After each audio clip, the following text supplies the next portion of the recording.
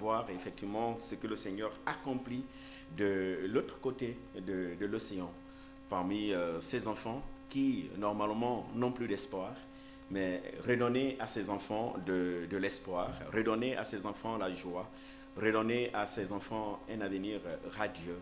Je pense que ça vaut la peine d'être véritablement célébré et dire merci à Dieu pour ce qu'il accomplit.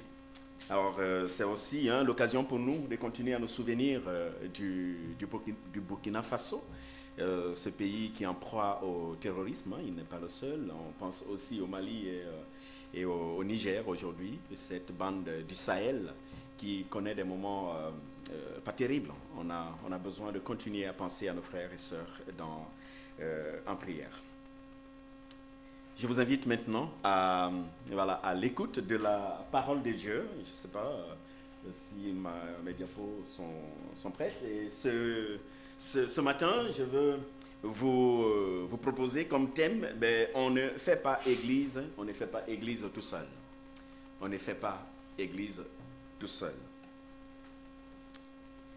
Si je vous posais la question ce matin de savoir, mais c'est quoi l'église ? Je ne sais pas comment vous me répondriez. Pour vous, l'église, c'est quoi? Mais peut-être quelques-uns me diront ce matin, l'église, c'est un bâtiment.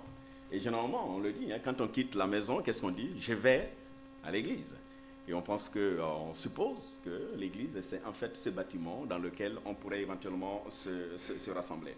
Peut-être que quelques-uns me diraient, l'église, c'est en fait un lieu où les membres prennent du plaisir à partager plein de choses ensemble, où on peut s'entraider mutuellement, où on peut partager des expériences. L'église pourrait être pour quelques-uns ce lieu où on vient pour chanter tous ensemble. C'est le lieu où on vient pour entendre de beaux cantiques, de belles mélodies, comme nous les avons entendues ce matin.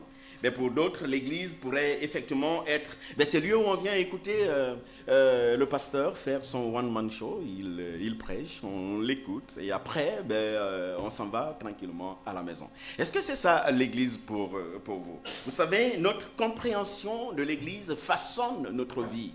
Notre compréhension de l'Église façonne notre manière de vivre véritablement. C'est quoi l'Église pour nous? Alors, Wayne Grudem, qui est un théologien américain, définit l'Église comme la communauté de tous les vrais croyants de tous les âges. Voilà comment il définit l'Église. Et Paul, d'ailleurs, dans son épître aux Éphésiens, au chapitre 5, verset 25, Paul dira « Christ a aimé l'Église et il s'est livré lui-même pour elle ».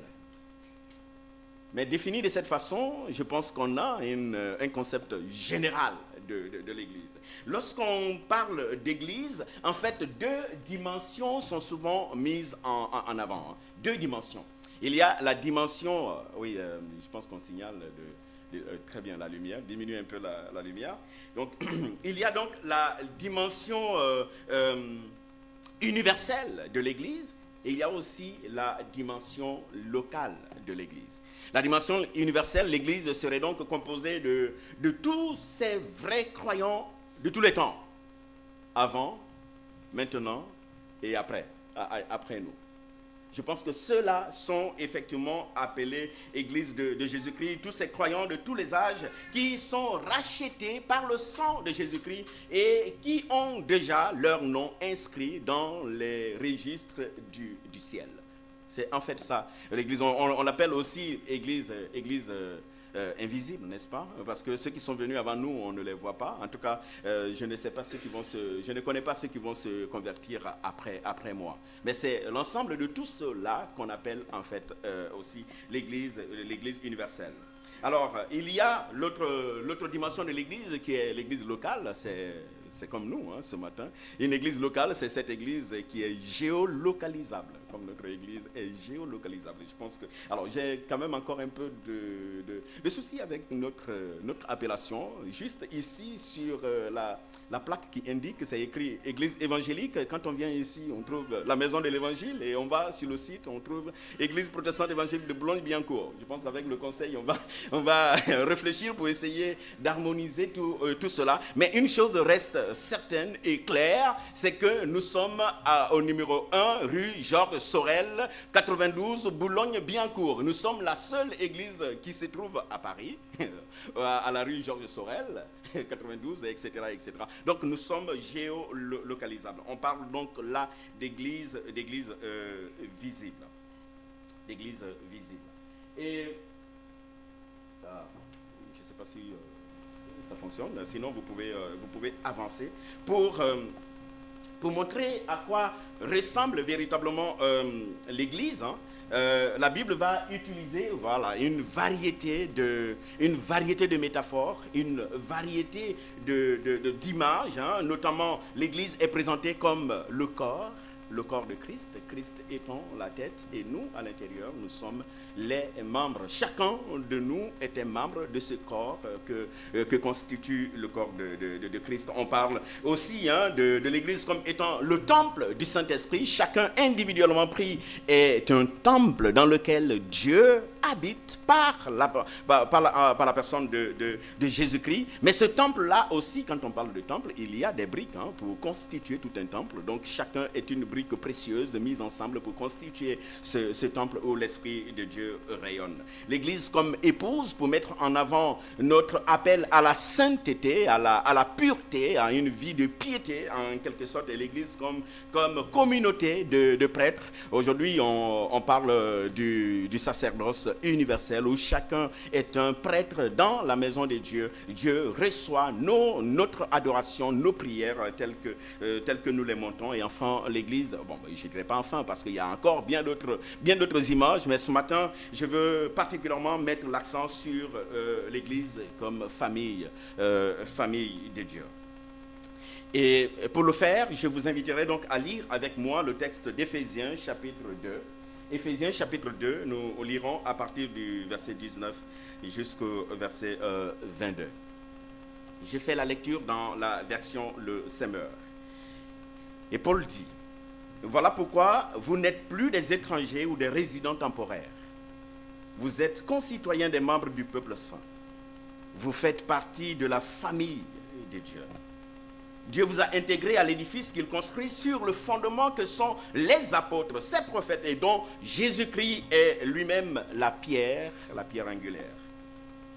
En lui, toute la construction s'élève, bien coordonnée, afin d'être un temple saint dans le Seigneur.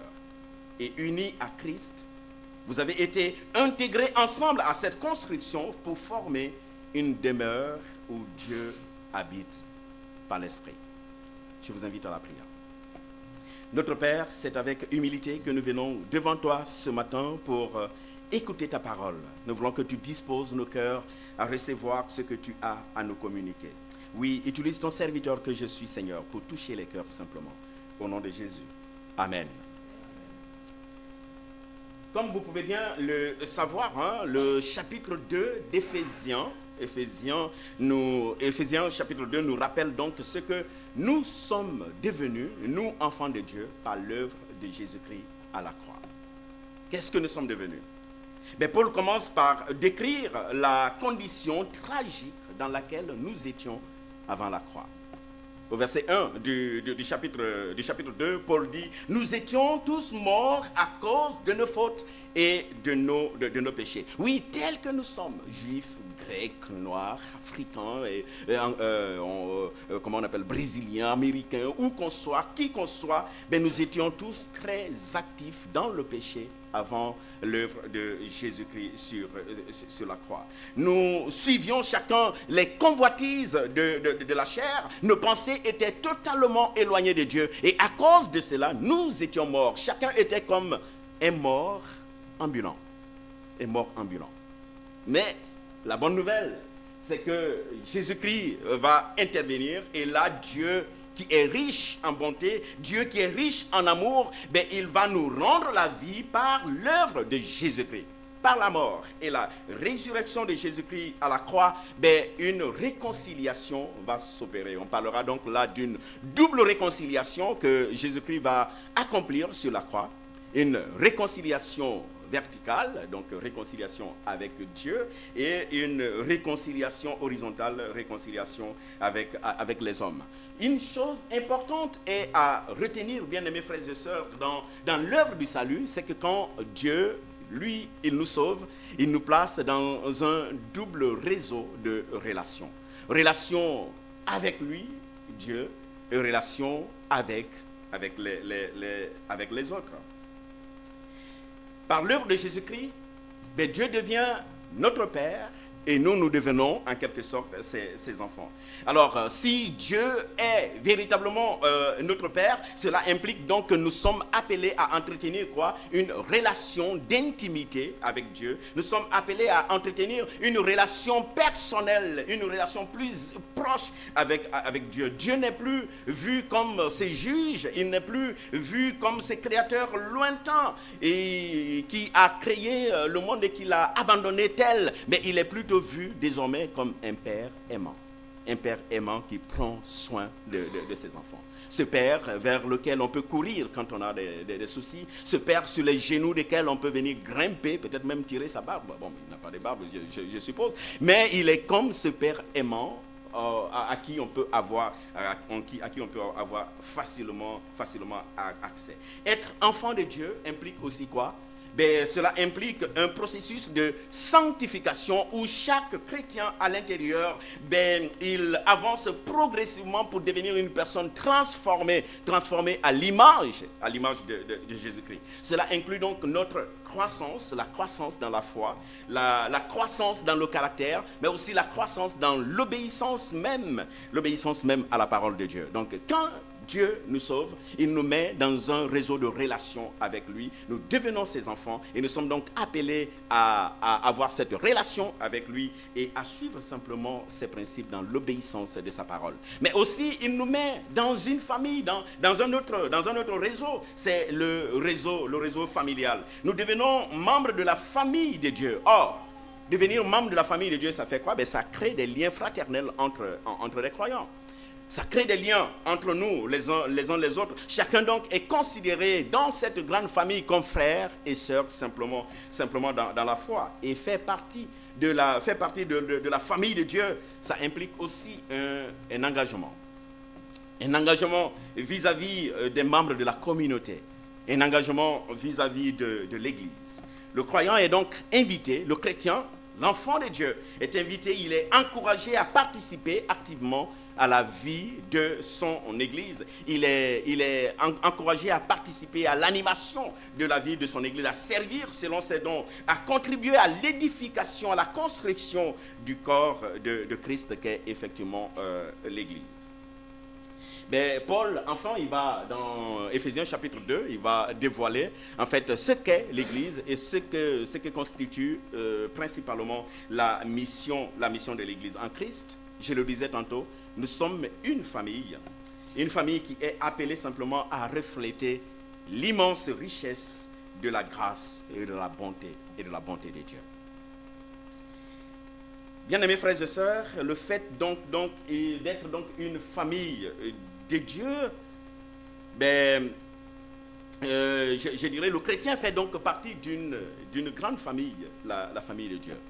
Et l'apôtre Paul, dans le texte que nous avons lu ce matin, le martèle à plusieurs reprises. 3 fois, il insiste pour dire que nous formons véritablement une famille. Au verset 19, comme vous le constatez, Paul dit, vous faites partie de la famille de Dieu.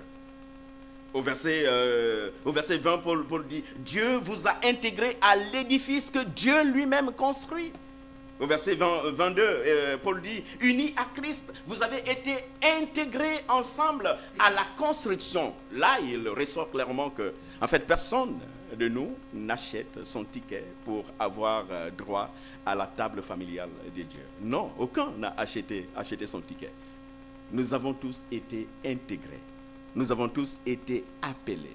nous avons tous été invités. Et à la table du Seigneur, nous avons donc tous les mêmes droits, n'est-ce pas? De tout ce qui précède, donc, je peux dire, on ne fait pas Église tout seul. Et c'est sur ça que je voudrais insister ce matin. On ne fait pas Église tout seul. Ce texte nous rappelle que l'Église n'est pas constituée simplement d'une somme d'individus ou d'électrons libres où chacun est appelé à vivre séparément. Non, l'Église, en fait, Dieu, quand il nous sauve, il nous connecte entre nous. Nous sommes une communauté spirituelle qui est unie par la foi en Jésus-Christ et qui est appelée à grandir ensemble dans la foi, à marcher ensemble dans la foi, à vivre ensemble dans la foi. Voilà ce que nous sommes véritablement. On ne fait pas Église tout seul. Vous allez sûrement me demander, pourquoi est-il important de préciser ça, Samuel? Simplement parce qu'il nous arrive bien souvent d'oublier cette vérité. Cette vérité qui consiste à savoir que, en fait, nous sommes une église, nous sommes une famille, et on n'est pas appelé à vivre en solo, on n'est pas appelé à avancer en solo, mais on est plutôt appelé simplement à travailler ensemble. Et cet oubli est souvent aussi causé ou encouragé par les principes de la réforme, n'est-ce pas? La réforme a remis à l'honneur, et avec raison d'ailleurs, la piété et la foi personnelle. Je le disais tantôt à la réforme, on nous a rappelé que chacun de nous, on a mis en avant le sacerdoce universel, chacun de nous à l'intérieur est un serviteur de Dieu. Alors donc on a encouragé la lecture personnelle de la parole de Dieu, la prière individuelle, en fait la méditation de la parole de Dieu. Je dirais que c'est une excellente chose d'ailleurs. Parce que le Seigneur Jésus-Christ est mort pour chacun de nous. Il est mort et ressuscité pour chacun de nous individuellement pris. Mais nous y avons perdu véritablement l'importance de ce ensemble dont parle l'apôtre Paul dans ce texte que nous avons lu ce matin. Non, Christ ne souhaitait pas sauver que des individus isolés. Non, il ne souhaitait pas que sauver des individus isolés. Notre texte nous le rappelle ce matin, unis à Christ, nous avons été intégrés ensemble dans cette construction que Dieu lui-même s'est faite. Nous avons été intégrés ensemble. Nous avons bien souvent oublié cette vérité, frères et sœurs. Sans vouloir tomber dans la caricature, j'aimerais simplement qu'on réfléchisse. Que faisons-nous lorsque dans une église évangélique, par exemple, une louange ne nous correspond pas? Ce n'est pas à notre goût. Qu'est-ce qu'on fait? Que faisons-nous lorsque dans une église évangélique, comment est-ce qu'on réagit lorsqu'une prédication, le prédicateur ne nous a pas convaincus? Qu'est-ce que nous faisons souvent quand dans une église évangélique, on ne trouve pas ce que nous désirons véritablement? Si nous voulons être honnêtes avec nous. Et je pense que quand dans une église, on n'est pas d'accord avec quelque chose, on s'en plaint, n'est-ce pas? On commence à s'en plaindre, on commence à critiquer, à murmurer. Et puis, pour finir, il y a certains qui disent, je me barre, je m'en vais. Je n'ai pas ma place ici. Vous savez, nous sommes modélés aujourd'hui par la culture de la consommation, n'est-ce pas? La culture de la consommation, modélée par cette culture, nous avons fini par prendre l'Église comme une question de préférence. Mon Église de cœur, l'Église de préférence. Lorsqu'on se concentre, on se concentre beaucoup plus aujourd'hui sur ce que l'Église peut nous apporter que sur ce que nous pouvons apporter à l'Église. Qu'est-ce que je peux recevoir? Mais on ne se demande pas qu'est-ce que moi je peux donner en retour. Bien évidemment, vous savez, dans le domaine de la consommation, le client, il est roi. Et le client, il faut le satisfaire. Il a toujours raison. Et la fidélité du client ne dure que dans la mesure où le produit continue à satisfaire son goût, ses désirs. Et si le produit ne répond plus, on passe ailleurs. On va chercher ailleurs. Malheureusement, voilà ce que nous avons fini par faire aujourd'hui de l'Église. On cherche ce qui nous plaît, ce qui nous satisfait, ce qui nous maintient dans notre confort. Et lorsqu'on est dérangé dans notre confort, on s'en va ailleurs. On va trouver autre chose. Ce que la parole de Dieu nous rappelle ce matin, c'est que notre Seigneur Jésus-Christ est mort et ressuscité afin qu'ensemble nous puissions constituer son Église. L'Église, ce n'est donc pas, je le disais tantôt, un ensemble d'individus isolés. Mais l'Église, ce sont donc ces personnes-là qui sont sauvées pour entrer ensemble dans la vie de Dieu. L'Église, c'est l'ensemble de ces personnes-là qui sont sauvées pour s'encourager et s'entraider mutuellement afin de grandir ensemble. On ne fait pas Église tout seul. D'ailleurs, dans la Bible, plusieurs fois, l'expression « les uns les autres » revient, n'est-ce pas? Plusieurs fois, une trentaine de fois d'ailleurs. Aimez-vous les uns les autres. Accueillez-vous les uns les autres. Honorez-vous les uns les autres. Supportez-vous les uns les autres. Veillez les uns sur les autres. Pardonnez-vous réciproquement. Cette expression, les uns des autres, constitue un puissant antidote contre l'individualisme. Ça constitue un puissant antidote contre la division au sein de l'Église. Cette expression, en fait, elle trace le cadre des relations telles que Dieu la veut pour son Église. Les uns les autres, ensemble, et non individuellement. Frères, sœurs, dans ce texte de ce matin, l'apôtre Paul nous présente l'Église comme une famille. Chaque membre donc est appelé à voir en l'autre, pas un autre, mais un frère et une sœur dans la foi. Chacun à l'intérieur est donc encouragé à prendre soin de l'autre, à s'occuper, à être attentif aux besoins de l'autre. Ça fait écho à la prédication du dimanche dernier, n'est-ce pas, où nous étions appelés à voir le prochain dans le besoin et à aller simplement à sa rencontre, à ouvrir les yeux sur son besoin et à aller simplement à sa rencontre. Vous me direz, mais comment est-ce qu'on peut faire ça concrètement, Samuel? Vous savez, on y trouve dans l'Église des choses très merveilleuses. Mais on trouve aussi dans l'Église des choses qui sont moins agréables. Des choses moins agréables. Oui, on y trouve dans l'Église des personnes qui sont en dépression. On trouve dans l'Église des personnes qui souffrent. Des personnes qui souffrent de solitude.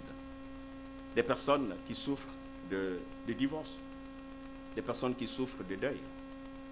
On trouve dans l'Église des personnes qui craquent sous le poids de leurs responsabilités, que ce soit des responsabilités professionnelles. Il y en a même, ce sont des responsabilités même au niveau de l'Église.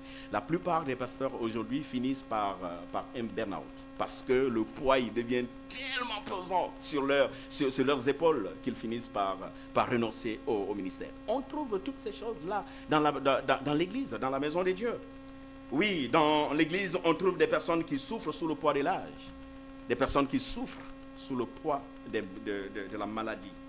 Ce n'est peut-être pas le cas pour notre communauté, l'Église protestante évangélique de Boulogne-Billancourt, mais on trouve aussi dans l'Église des personnes qui souffrent de querelles internes. On trouve dans l'Église certaines personnes qui ne reçoivent de leurs frères et sœurs que mépris, rejet, abandon, jugement, indifférence totale. Oui, toutes ces choses-là, on les trouve aussi dans l'Église. Et la responsabilité de l'Église, donc, est d'encourager de telles personnes. La responsabilité de l'Église, c'est d'écouter de telles personnes, exhorter de telles personnes, accueillir ces personnes-là qui se sentent seules et qui ont besoin d'amour. La responsabilité de l'Église, c'est de veiller les uns sur les autres. C'est de conduire ces personnes au pardon et à la véritable réconciliation. Et cet amour-là, cette affection-là, cette attention mutuelle doit être la responsabilité de tout le monde. Ça ne devrait pas, normalement, être la responsabilité de quelques-uns au sein de la communauté. Ça ne devrait pas être simplement la responsabilité du conseil de l'Église, encore moins la responsabilité du pasteur, au risque de voir ces personnes-là finir, elles aussi, par craquer et par avoir besoin qu'on vienne s'occuper d'elles. Nous avons une responsabilité mutuelle, frères et sœurs.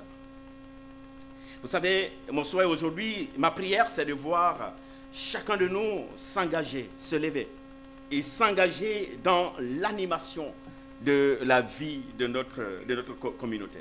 Et en discutant avec quelques-uns, depuis que je suis là, je vois qu'il y a en fait un besoin d'ouvriers, parce que la moisson est grande. Et j'aimerais simplement que nous sachions que, en fait, dans la maison de Dieu, ce n'est pas le travail qui manque, n'est-ce pas? Ce sont des ouvriers qui manquent. J'aime souvent dire, en fait, dans la maison de Dieu, on n'est pas au chômage, à moins qu'on veille soi-même se mettre au chômage. Mais si on veut travailler, il y a du travail à l'intérieur. Il y a du travail à l'intérieur. Malheureusement, c'est souvent les mêmes personnes qu'on voit dans tous les pôles de service. J'ai essayé d'énumérer quelques pôles de service ici que je connais dans cette église-là. Nous avons l'accueil, la louange, la sonorisation, la projection, mener les études bibliques, la présidence des cultes. Nous avons même le culte des enfants, des moniteurs et monitrices, le repas fraternel, le ménage, la Sainte Seine. On parlait de Philémon tout à l'heure. Je suis d'accord avec Philémon que, en fait, même en faisant le ménage, on est en train de louer Dieu, on est en train de servir Dieu. On est au service de Dieu en essuyant simplement ou en balayant l'église. Le Seigneur vous appelle-t-il aujourd'hui à le servir dans l'un de ces pôles-là au sein de notre communauté? Si oui, n'hésitez pas à venir me voir juste après le message pour que nous discutions et qu'on voit concrètement comment on peut mettre cela en place. Et je suis conscient qu'il y a d'autres pôles de services aujourd'hui qui ont besoin de formation. D'abord, c'est notamment mener les études bibliques. Il faut suivre une petite formation. C'est aussi le cas, par exemple, d'être moniteur ou monitrice. On a l'AEE qui peut nous donner les instruments qu'il faut. Si vous êtes intéressé par ce ministère-là, je ne crois pas que le fait de ne pas avoir la formation nécessaire soit un handicap. Si vous voulez servir, vous pouvez apprendre véritablement à servir au pied du Seigneur Jésus-Christ. En tout cas, ma prière aujourd'hui, c'est de voir chacun de nous se lever et s'engager à travailler ensemble. Frères et sœurs, on ne fait pas l'Église tout seul. On ne fait pas l'Église tout seul. L'Église, c'est vous. L'Église, c'est moi. Mais l'Église, c'est aussi eux. Et quand je parle de eux, je veux parler de ceux qui sont au loin. On a reçu ce matin notre sœur Françoise Pédo, n'est-ce pas, qui nous a parlé de l'Église au loin. Ses frères et sœurs qui sont au Burkina Faso, qui ont besoin de notre soutien pour pouvoir continuer véritablement à servir le Seigneur et à partager l'amour de Dieu. Notre union d'église, notre église, l'église protestante évangélique de Boulogne-Billancourt, appartient à une famille d'églises, n'est-ce pas? Cette famille d'églises, c'est quoi? La ECM. Nous faisons partie de cette famille. L'Alliance des églises chrétiennes missionnaires de France. Et la ECM fait partie, en tout cas aujourd'hui, de deux grands réseaux spirituels aussi. Nous avons le réseau mondial donc, de l'Alliance qui contient toutes ces églises fondées par la mission CMA à travers le monde. Mais l'AECM France appartient aussi au réseau FEF qui à son tour appartient au CNEF qui est le Conseil national des évangéliques de France. En fait, dire que je suis membre de l'église protestante évangélique de Boulogne-Billancourt, c'est en même temps dire je suis membre de l'AECM, je reconnais l'AECM comme étant ma famille d'église. C'est en même temps dire, en fait, je suis membre de l'Union mondiale de l'Alliance. Mais c'est aussi dire, pour ce qui concerne notre pays, la France, c'est dire, je suis membre du CNEF, de la Confédération, Conseil national des évangéliques de France. Vous savez, la plupart du temps, on a tendance à se recentrer simplement sur la dimension locale de l'Église. Et on perd souvent de vue la dimension au loin de l'Église. Mais il est important de réaliser que, en fait, on ne fait pas Église tout seul. Être enfant de Dieu, faire partie de la famille de Dieu, c'est aussi simplement se mettre au service de l'Église auprès, mais aussi l'Église au loin, par divers dons que le Seigneur peut mettre à notre disposition, notamment le don matériel, le don financier, mais aussi le don de soi. Et d'ailleurs, l'AECM me fait savoir qu'il y a un besoin aujourd'hui pour ceux qui s'y connaissent dans la publication sur les réseaux sociaux. N'hésitez pas à me voir si vous voulez être volontaire pour aider l'AECM à comment on appelle ça, à davantage avoir une certaine visibilité dans notre pays et ailleurs. Si vous êtes appelé à servir le Seigneur au sein de l'AECM, n'hésitez pas à me voir juste après le culte. Je vous mettrai en rapport avec Mali, celui qui était là au culte d'accueil, c'est lui qui est chargé de la communication au sein de l'AECM. Il a besoin d'aide. Si vous avez des compétences dans ce sens et vous voulez être bénévole, volontaire, n'hésitez pas à me contacter tout à l'heure. Alors, que retenir ce matin? Que retenir ce matin? Au moins 3 choses. La première chose, c'est qu'en Christ, nous sommes une famille spirituelle. Et être de la famille donc de Dieu, c'est un immense privilège, bien-aimés frères et sœurs. Pourquoi? Parce que en étant enfants de Dieu, nous avons une nouvelle identité.